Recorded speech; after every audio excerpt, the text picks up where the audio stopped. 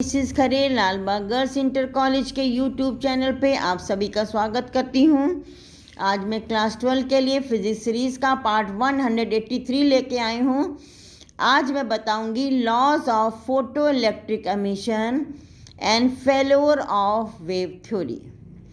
Photo electric emission के नियम, प्रकाश वैद्युत उत्सर्जन के नियम। बच्चों, जो हमने लेनार्ड और हर्ट्ज का एक्सपेरिमेंट था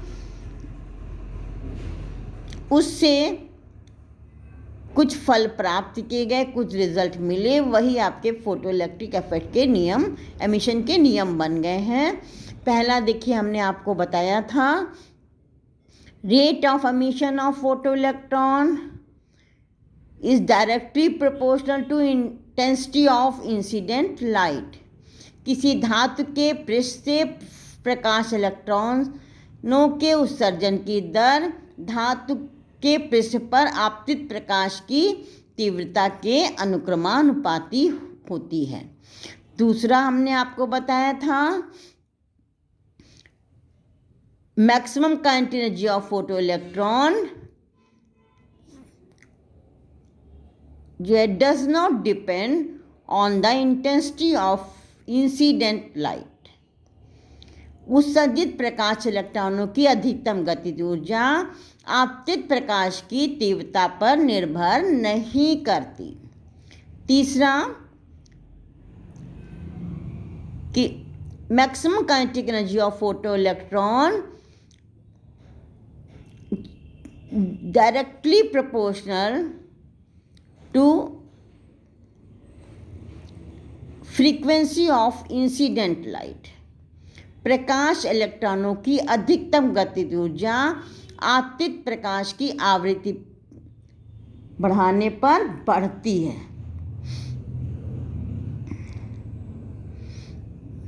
ठीक है। चौथा है if frequency of incident light is smaller than threshold frequency, then no photoelectron will emit. यदि आपतित प्रकाश की आवृत्ति एक न्यूनतम मान से कम है तो धातु से कोई भी प्रकाश इलेक्ट्रॉन नहीं निकलता। ये न्यूनतम आवृत्ति देहली आवृत्ति कहलाती है। भिन्न भिन्न धातुओं के लिए देहली आवृत्ति का मान अलग अलग होता है। लास्ट है there is no time lag between incident of light and emission of photo electron. प्रकाश के धातु के पृष्ठ पर गिरते ही इलेक्ट्रॉन उत्सर्जित होने लगते हैं, अर्थात प्रकाश के पृष्ठ पर गिरने तथा इलेक्ट्रॉन के पृष्ठ से बाहर निकलने के बीच कोई टाइम लैग नहीं होता, चाहे प्रकाश की तीव्रता कुछ भी हो। ठीक है। अब देखिए तरंग सिद्धांत की विफलता। तरंग सिद्धांत जो है इस फोटो इलेक्ट्रिक इफेक्ट को नहीं एक्सप्लेन कर पाया। Failure of wave theory. ये देखिए प्रकाश वैद्युत प्रभाव के ये जो लक्षण हैं, इन अभिलक्षणों हैं, ये आपके नियम हैं कि व्याख्या प्रकाश के तरंग सिद्धांत के द्वारा नहीं की जा सकती। इसके 3 मुख्य कारण हैं। यदि प्रकाश तरंगों के रूप में है तो प्रकाश की तीव्रता बढ़ाने पर तो इंटेंसिटी समानुपाती एम्पलीट्यूड के स्क्वायर के होता है। तीव्रता बढ़ाने पर तरंगों का आयाम और इस कारण तरंगों द्वारा संचित ऊर्जा बढ़ेगी। ये तरंगे धातु के पृष्ठ पर गिरने पर धातु के इलेक्ट्रॉनों को अधिक ऊर्जा प्रदान करेंगी, जिससे उत्सर्जित प्रकाश इलेक्ट्रॉनों की ऊर्जा बढ़ेगी। परंतु ये प्रायोगिक तथ्य के विरुद्ध है, क्योंकि प्रकाश इलेक्ट्रॉनों की ऊर्जा प्रकाश की तीव्रता पर निर्भर नहीं करती है। प्रकाश की तीव्रता पर निर्भर नहीं करती। ये देखिए, है ना। आगे नेक्स्ट देखिए, प्रकाश तरंगों की आवृत्ति कुछ भी हो, प्रकाश इलेक्ट्रॉन अवश्य